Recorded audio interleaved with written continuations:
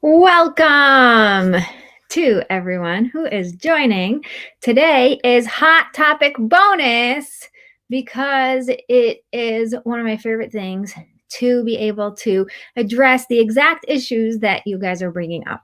So if you don't know, I am gearing up to the 7-day retreat called the Marriage Breakthrough Retreat, and it's going to be amazing. It's going to be 7 days where every single day we go live at 8 p.m. Israel time, 1 p.m. Eastern, 6 o'clock p.m. in Europe, in UK. Okay, so now you have all of the details. If you want to sign up, I actually have the link for you. It is ConnectedForReal.com/retreat. And I want to make sure that you go and sign up because it's going to be amazing. And today's hot topic is a little bit of a prerequisite or some, little tidbits that we're going to be getting into deeper in the retreat. But because they came up so often in some of the things that you guys were asking, because when you sign up for the retreat, you have the opportunity to talk to me and give me a little bit of feedback, what it is that you really need, or specifics, whatever it is. So I'm able to really make these hot topic bonuses for you along the way until we get there. So today's topic is parenting and marriage. Yay! All the sound effects. Yeah, I know. You, by the way, can send me comments in the comments below and I will see them. And that's really important because it's fun for me to know that you're here. It's also really important for me to know that it's resonating. And if you have any questions, please ask them. So first, I'll introduce myself because some of you really don't know who I am. I am Rebbetzin Bat-Chen Grossman. Rebbetzin is a title. It's sort of an honorary title if you are married to a rabbi. And it is a little bit of a leadership role. And I really leaned into that in the last 2.5, 3 years. And it's been a lot more fulfilling for me to actually really be doing that. So it's been really fun. Bat-Chen is daughter of grace, if you want to translate it. And that's about my name, just in case you guys wanted to get the whole picture. It's also daughter of Chen, which is my parents' initials, Chanoch Naomi. So for all of you people who know my parents, it is one of the coolest things that I have them with me wherever I go. Okay, so we're going to get into what I do because, as I said, some of you really don't know. I am a marriage coach, and my specialty is bringing God into it and working with women who are more successful than their husbands. So this came up because I was more successful than my husband. My husband is a rabbi, so of course he is a genius, top of the food chain. Rabbis are calling him for questions, writing books, sitting and really delving into all of the research. And that's not a small thing. And I'm really happy to be supporting that. And I chose that to be my life.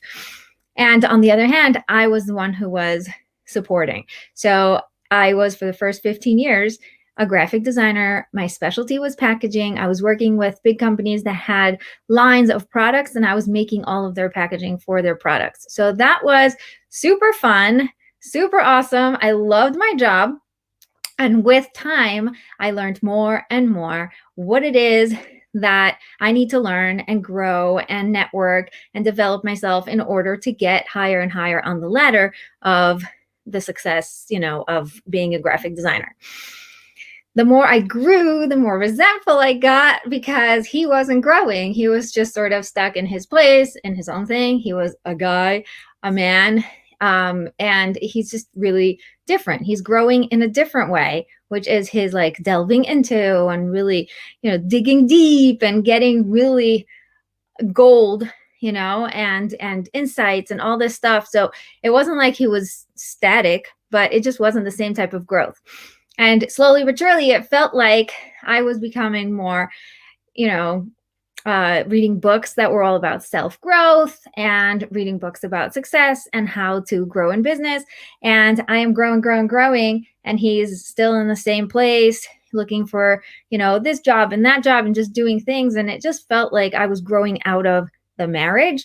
It was really frustrating. It was really, I was really resentful, and I started feeling that. Thank God that I am in a place where we were very mature about it. And I knew that, it wasn't like we were going to just get divorced because it wasn't working out. We knew that this was a priority for us to work on. So I really, really decided to find what works for me, because there were a lot of things that weren't working for me. And I think, now that I'm a marriage coach, a lot of people say, I tried everything and it's not working. It just means that you haven't found the right thing, because not everything is going to work for you. And you have to make sure that you find what works for you and what fits your lifestyle and your personality and the way that you tick. And the things that really, really resonated with me, first of all, had to do with bringing God into your life and giving up the control and sort of just like allowing all of that abundance, getting out of the way, all of those types of things. And because I am so practical and so grounded, I also had to make them, bring them down into reality, into practicality. I don't know, there's a ding, but I hope it doesn't continue. So that is, in short, my story. It, obviously spans a lot of years and a lot of growth and a lot of journeying and finding myself. And it's been really fun. And it's also been really eye-opening, because I realized that if I can transform my life from that feeling of resentful and frustrated and icky and, sort of just mediocre, like, yeah, it's not like I'm getting divorced, but I'm not super happy either. That wasn't a fun place to be in. And I realized I wasn't the only one. And once I realized that, I started getting that inner feeling that, oh my gosh, I have to start sharing this. So after I had my baby, that was 2.5 years ago, I left graphic design. I had this calling, had this crazy feeling that I had to do something different. And I just started praying to God that He give me the clarity and guide me to what He wants. And all I would say every single day is, my will is to do your will. So show me what you want, because I cannot know unless you show me. Like, I can't guess what you want from me, because I'm just so confused. I just don't know. And it was like, what do you want? If I knew what you want, I would do it, but I don't know what you want. And that was our conversation back and forth. And the more I asked, the more I got answers. And that's what I teach my clients to do, is really get in touch with that and be able to get really, really clear on what to do next and get really practical. So that led me to becoming a marriage coach. I call myself a God-centered marriage coach, because I do bring God into everything. I am an Orthodox Jew. And so if that doesn't vibe with you, that's totally fine. There are a million marriage coaches out there and relationship coaches. I think that you should find the right one for you. And if you are really connected or want to be really connected, this is really, really exact for you. But if you're not, then that's also fine. So I really want to be really clear about that, because like Brene Brown says, clear is kind. And if you're just like fluffy and trying to avoid something, then it's going to be a lot harder to make a decision. So I just wanted to put that out there. Okay. So now let's get to our topic. And it's a big one. It is not something that you can finish on one foot, but there are some points that I want to bring up because I think they are so, so crucial. Number one, your kids are geniuses, okay? And when we try to be on the same line, right? What are we trying to do with parenting? Why is parenting causing so much stress between the husband and the wife? Because we're trying to get, some sort of like family norm, a line where we're both on the same page and we can stand in front of the kids, with one front. That's the ideal, right? That's the way that we were brought up, that this is the healthy way for your kids to have that, sort of one front thing. And our kids are brilliant. They are so smart. If you go into school and you see how they act with their regular teacher and how they act with a substitute, you will understand how genius they are. And then when the principal comes in, again, they act differently. They know what to expect and what's expected of them from each person, from each, I guess, authority. And when we try to fake it and sort of, oh, I have to do this even though I don't agree with it because, Abba says so, because, mommy says so, then it really shows, like, it's see-through. They could see right through that. And it's not going to really get anywhere. So that is really important, because the first thing that we learned in the marriage class, actually, I think it was the parenting class. I'm not sure. I went to a parenting class and then a marriage class by the same teacher, and it was phenomenal. It was with Shlomit Aqua, by the way, if you guys wanted to know. She was really, really good.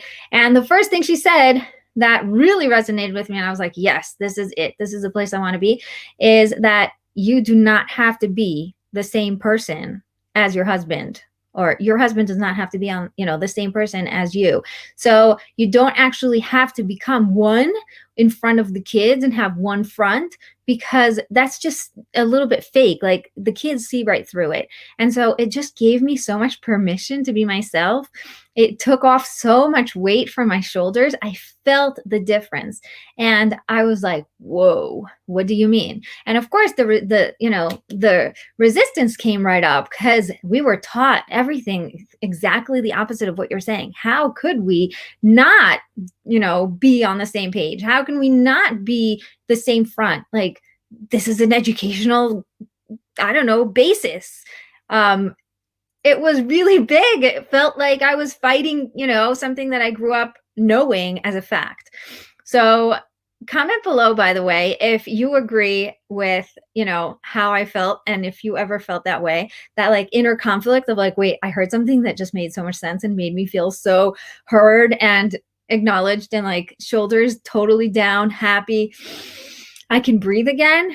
But then it comes up and is like, wait, but that's the wrong thing. I don't know what to do. Right, Nicole? Yes. So I'm happy to hear that you're here. Welcome.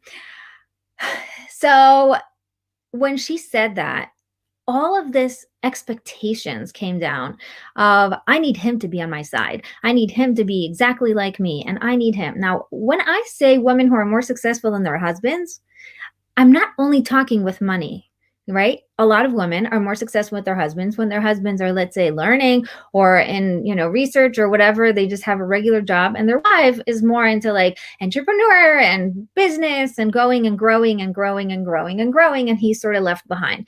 That's one way. But there's also, she's all into health, and she's researching and really trying to bring in all of the healthy stuff and getting out of the sugar and the flour and all the white and all of that stuff. And now he's bringing in candy, and it's like, hello, what's going on, right? Have you had that?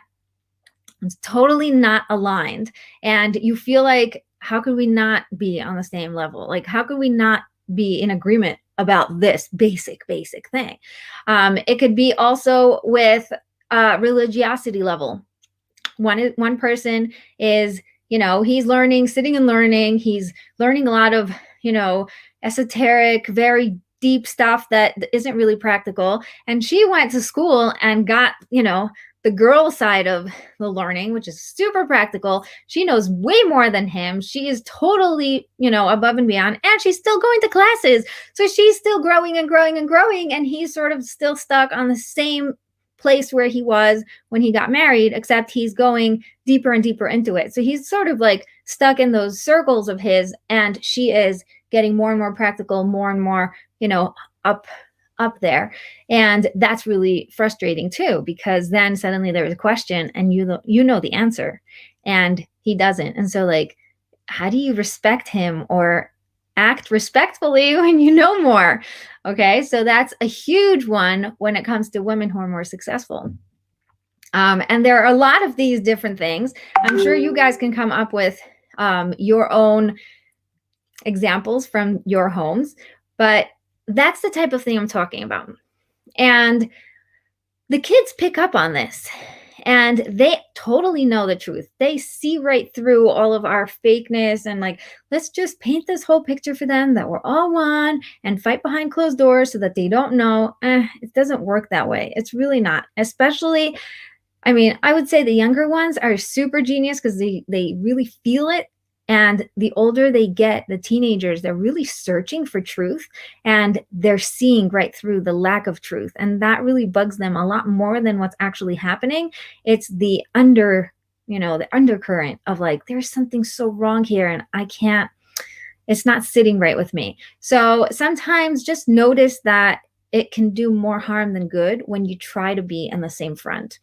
So I give you full permission to let go of that and just sort of like be yourself and allow your husband to be himself and have this open conversation about it's okay for you to be you and it's okay for me to be me. And how do we make that work now? Because of course, you still have to make a decision about what school to send to. You still have to make a decision about what to do, for supper. You still have to make a decision about whatever it is that you need. All these decisions that take both parents to make, and you don't necessarily agree because A, you grew up differently. B, he might be the oldest and you might be the youngest or the only child, and you have different experiences.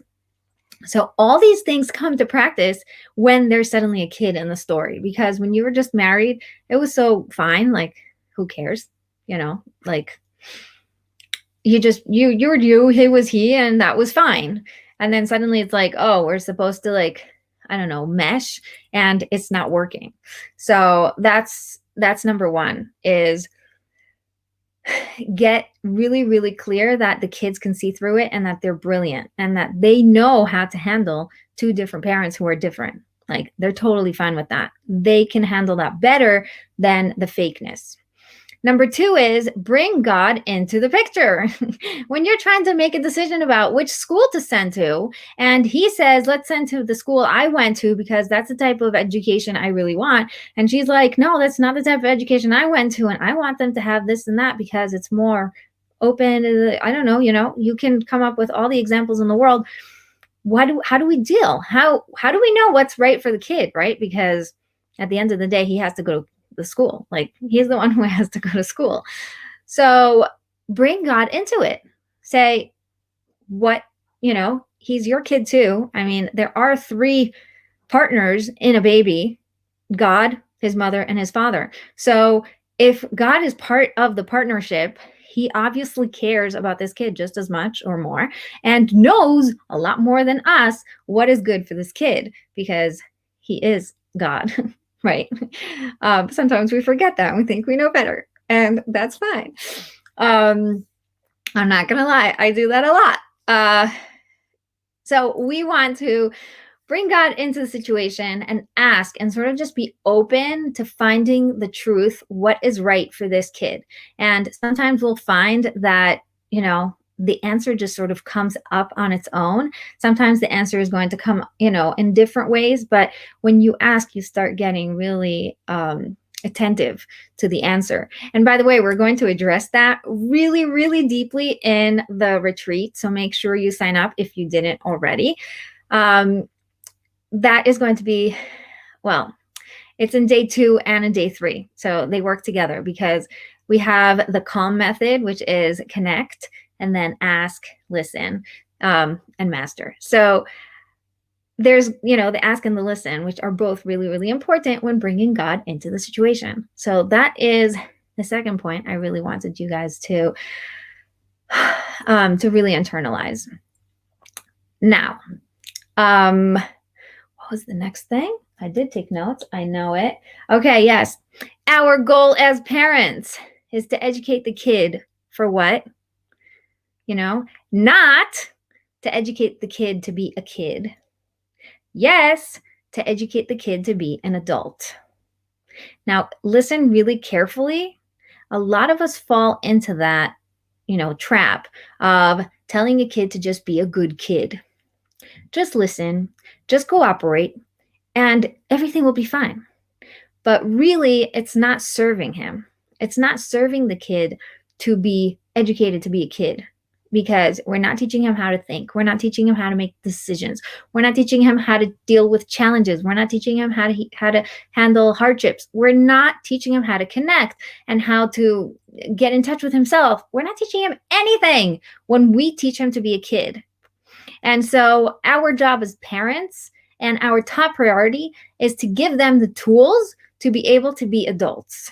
and healthy adults, emotionally, physically, spiritually healthy adults.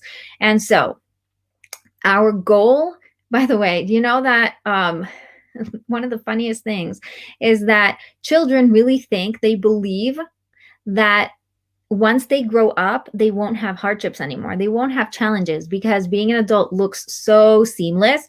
It's almost like you look at your neighbor and she looks like she has it all together. And you're like, oh, everybody else has it all together except me. I'm the only one falling apart, not really sure what we're eating for supper. And all my kids are walking around and like, whatever. It's not true. Nobody has it together. But on the outside, it looks like they do. And so just like that, kids think that once they grow up, they'll be free to make their own decisions. They will have no issues. All their problems will disappear, and they won't ever have to deal with whatever they're dealing with now. And that's not true. We know that. We're adults and we all have challenges and we all have problems and issues and things that we have to deal with. And we're constantly working on ourselves. So it's obviously not true, but we don't want our kids to live in that, illusion. We want to give them the tools that they need in order to be really healthy adults. And in order to be a healthy adult, you need to learn how to make your own decisions and get really good at that, because that's a muscle. If I can choose, then I can get whatever I go for, right? I need to choose to want something. I need to want to choose something. So it's really, really important that we educate them to be adults. And when we can both be on that under that understanding, where it's like, okay, 1 second, this kid is a brilliant kid. He understands that I'm the mother, you're the father, and we are not the same person. He understands that sometimes something is really important to me and it's not important to you. And sometimes it's really important to you and it's not important to me. And that's okay. And then he also learns how to deal with that, because we are finally not trying to paint a picture that isn't true and sort of like cover up that we are different. We're actually teaching him how to deal with something that's important to someone who's important to us. So if this is important to daddy, then it's important to me automatically. And even though I don't agree with it, and I don't really care if you eat right now the chocolate or not, but daddy really doesn't want you to. So I have to, say no. And the kid will understand, and he will actually learn under the surface how to deal with things that you don't agree with, but are important to you. This person is important to me, and even though I don't agree, I still do it because it's important to me. Okay. Same thing with, different decisions of when I'm around, you can eat whatever you want, or you can watch whatever you want. But when daddy comes home, the TVs have to be off, or the computer has to be, turned off, or whatever it is. We have to respect the other person because he is important to us more than the TV, more than the computer. We want to get them to really learn these little skills that are humongous. Yeah, I say little because to us, we are, they're part of our lives, but we are modeling it for them so that they can then do it when they're grown up, when they are finding themselves and really creating who they are as humans. We want them to have all of those tools in their toolboxes. Let me take a drink. Meanwhile, you guys can write questions and comments in the comments.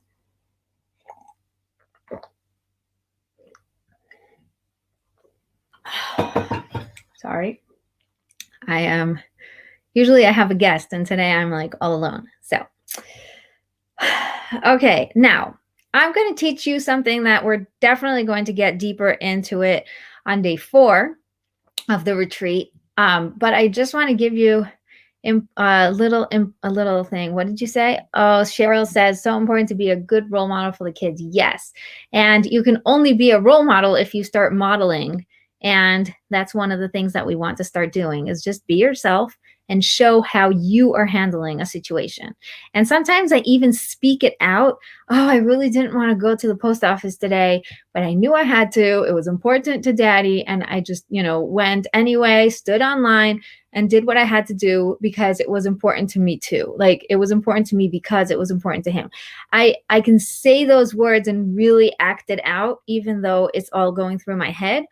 But I am trying to pass on to them that lesson that I had to do something. I didn't want to do it. I did it anyway. I overcame it. So there's a lot of lessons here. And the more you can do that, the more you will give them the tools that they need in order to really deal with life and to get out of that illusion that, everything gets better on the other side. On day 4, we are going to be talking about how to turn around things.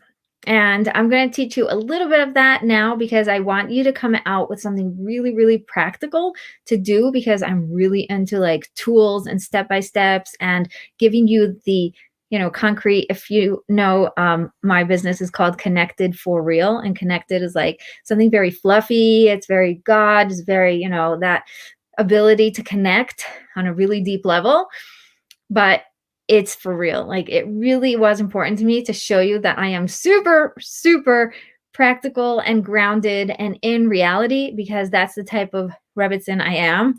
And I think that it was really important to me to communicate that. So in order to be connected for real, I always bring something that's super practical and super helpful in the moment. So you are stuck in the moment. It's the heat of everything. He said something, you're like, I can't believe he just said that, or I can't believe he just did that.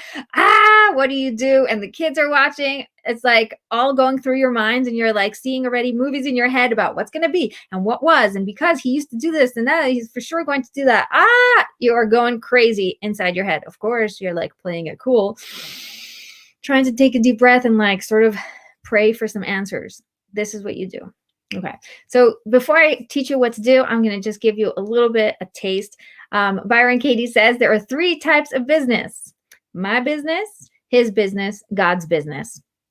When I am in my business, I am super grounded. I am doing my job in this world. I know what I need to do. And I'm so focused on what it is that I need to do right now. I am so present.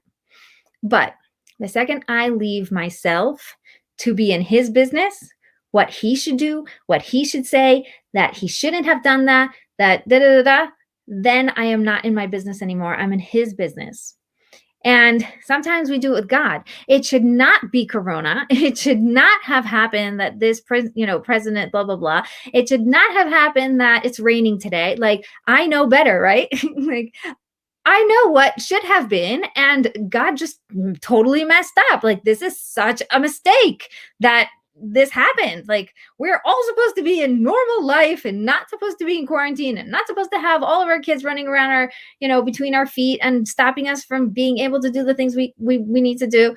All these thoughts of it's not supposed to be this way is being in God's business. And again, we're not in our business. So what's happening when you're not in your business and you're in someone else's business is that you are trying to run their business, which is obviously not working because it's not your business, so you can't run it.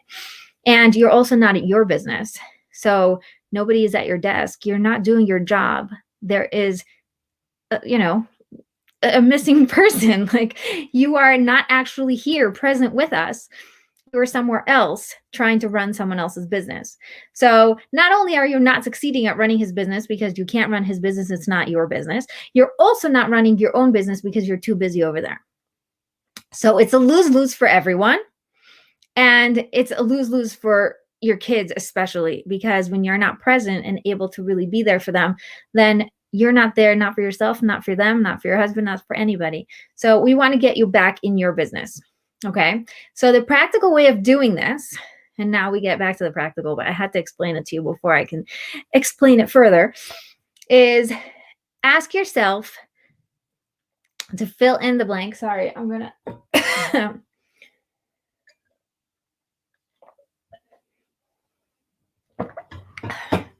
Fill in the blank. He should, or he shouldn't, or I need him to. Those are like the 2 best sentences to say.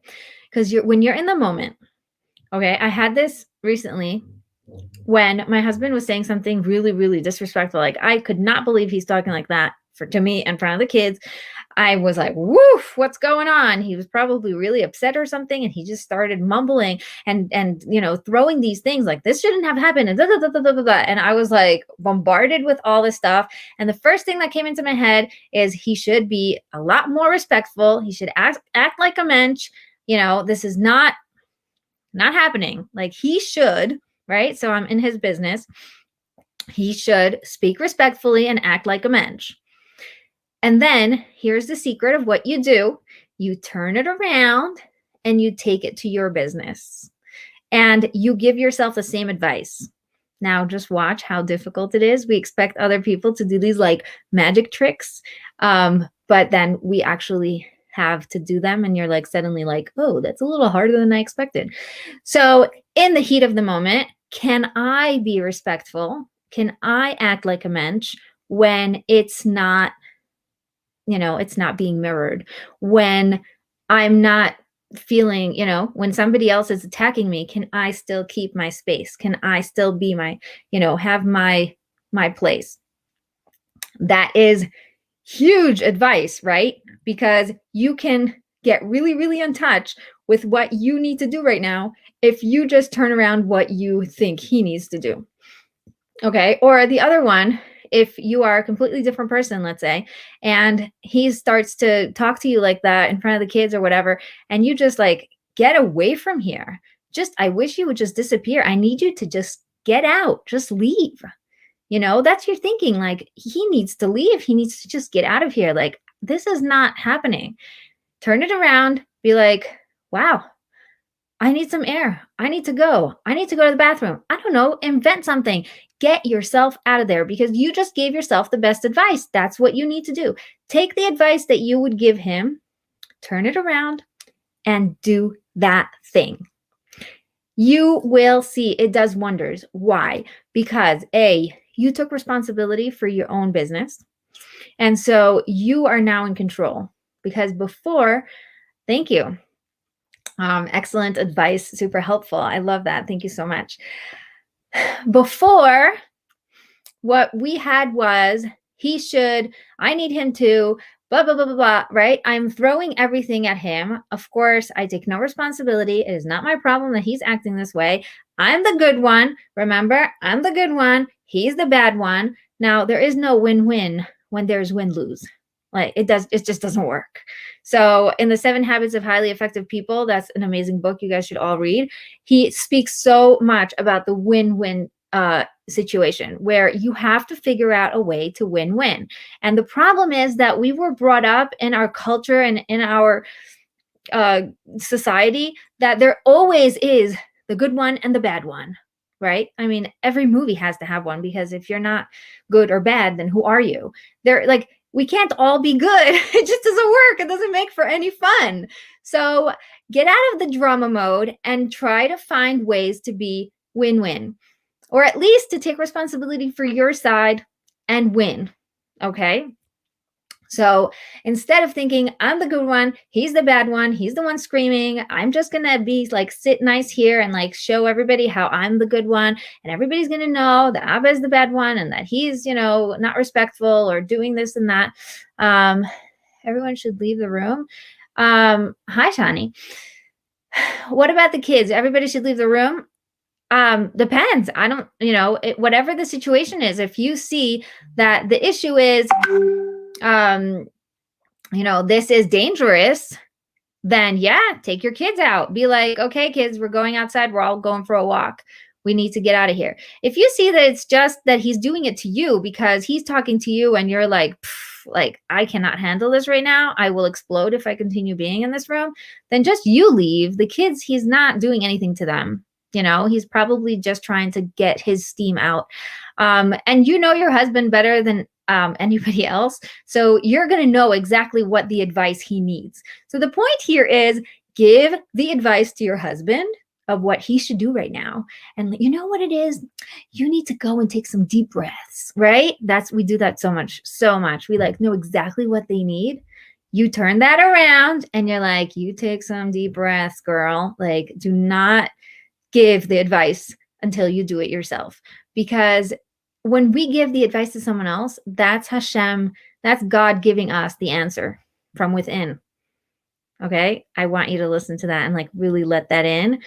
When we know the answer for someone else's problem, that's God giving us the answer for what we need from within. And that is one of the most important things you should learn. We're going to get way deeper into that in the retreat. So make sure, I'm going to say this many times because some of you need a lot of reminders. Like, have you gone to ConnectedForReal.com/retreat yet? And, filled in your name and email? Because if you haven't, you're losing out. Give him the advice in your head, LOL. Yes, totally. That's exactly what we're doing. Give him the advice in your head and then turn it around and give it to yourself. And that is the most practical thing you can do in the heat of the moment. And it works with any situation. And by the way, it works with any person. So it doesn't have to be your husband. Just because I'm a marriage coach and I'm going to be focusing on marriage and women and business and those things that have to do with what I'm talking about, my advice is really universal, because once you get it and you can really tap into it, you will see how it works in all of the different things. Now, one of the last things I want to say to really wrap it up is that if you have to choose between your husband and your children, your husband comes first. And I think it's really important to get that priority straight, because when you invest in your husband and in your marriage, you are automatically investing in your kids.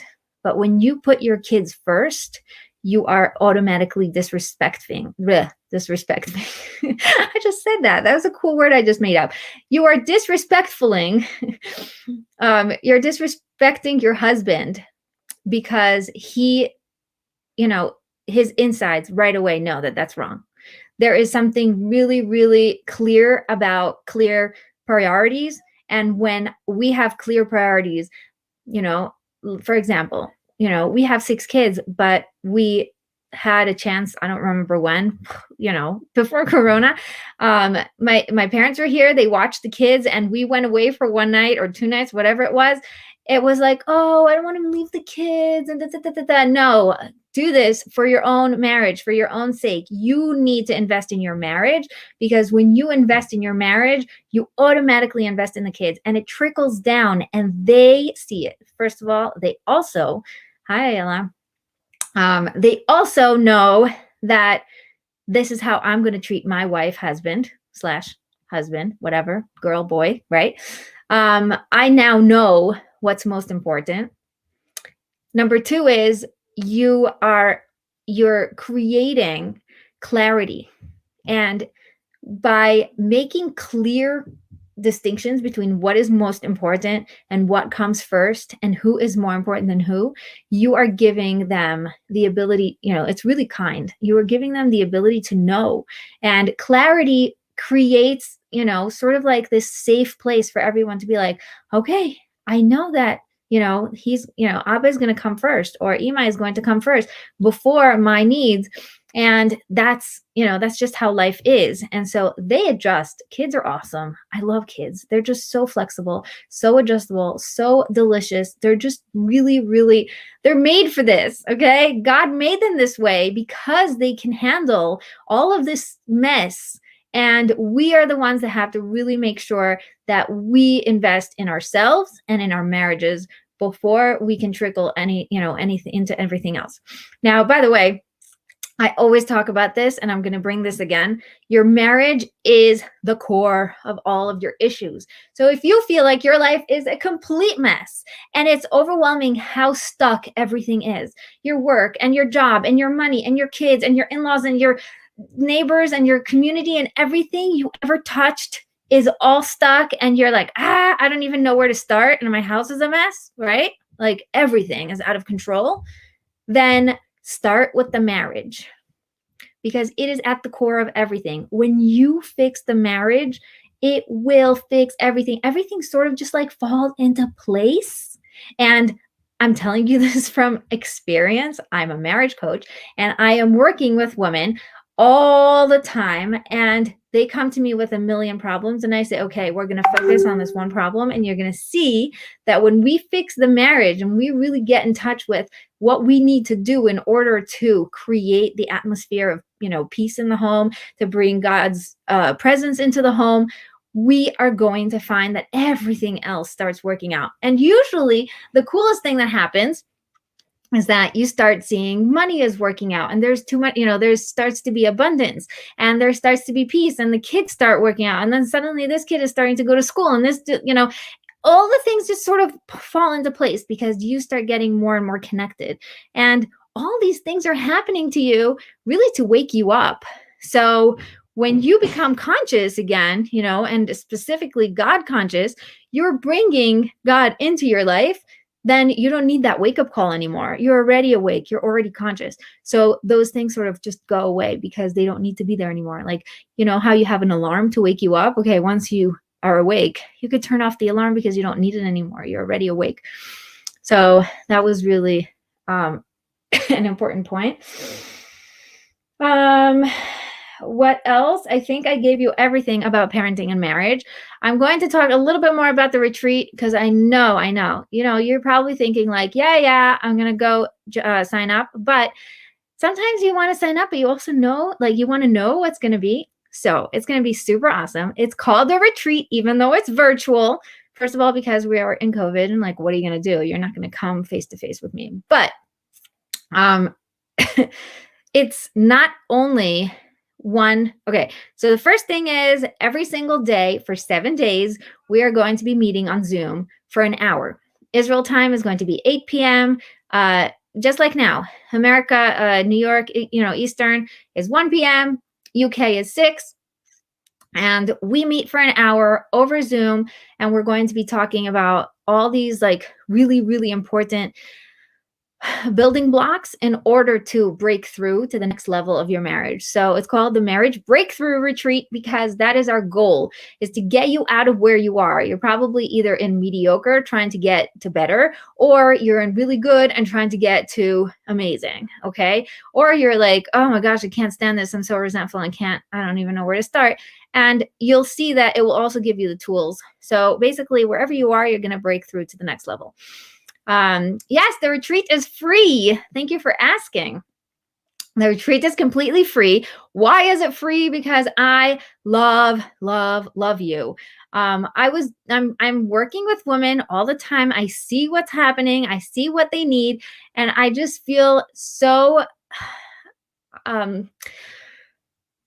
inspired and almost like a mission to spread the message and get it out there, because I know I have the answer to what you need. And it really hurts me to see that people are sitting around saying I don't know, blah, blah, blah. I tried everything. It's not working. So forget it. I also tried everything, and some things don't work and some things do work, and you have to find the things that work. And it's your responsibility to commit to yourself and to commit to your marriage and make it work.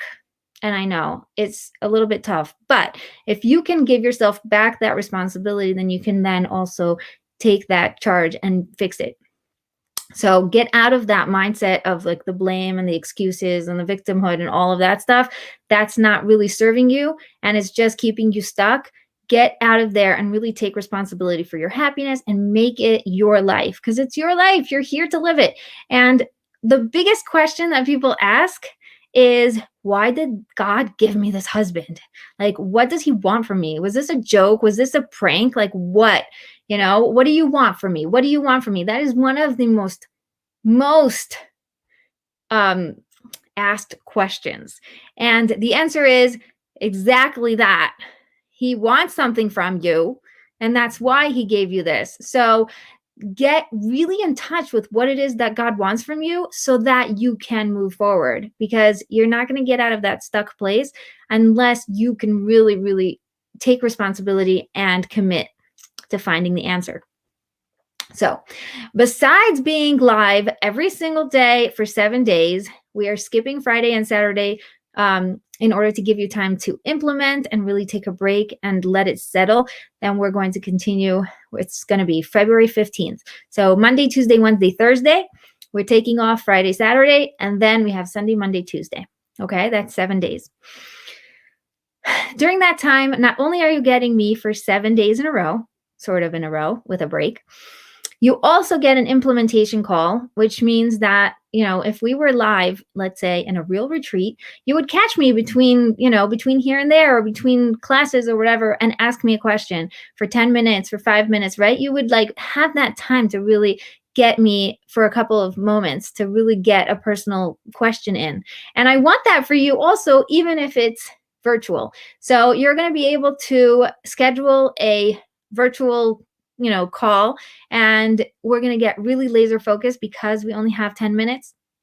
And I'm going to try to help you as much as I can with whatever situation is coming up for you. And we're going to be implementing what we learned in the retreat together.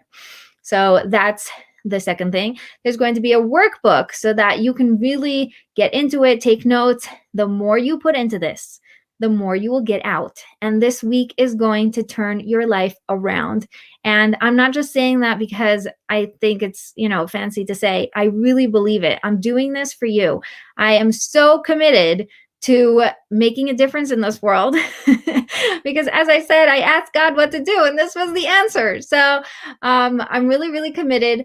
I want it to be the most effective for you. So we're going to have the meetings that are 1 hour a day. We're going to have the implementation calls. We're going to have the homework and the worksheet. And we're going to have breakout rooms, which really are sort of fun to have that one-on-one time to implement whatever we're working on. And also you get to meet other people. You don't have to open up if you don't want, but you get to, I guess, sort of mirror to each other what you're learning so far. And they're going to be like 3 minutes each, not very, crazy, but definitely an experience. Okay, I think that I am done with my spiel. I hope that you guys enjoyed it. I'm going to tell you what the comments are, because there's so much fun to watch you guys comment while I'm doing this. So important. Yes, thank you. Give them the advice in your head. I love that. Yes, and the retreat is free. Okay, now you go sign up and go sign all your friends up, because this is what it's about. It's really there for you. Yes, thank you, Nicole. Nicole put it as a link in the Facebook, so you can do that. Thank you so much for joining me. I am super happy that you came. I can't wait to see you in the retreat. And next week, we're going to have another hot topic bonus.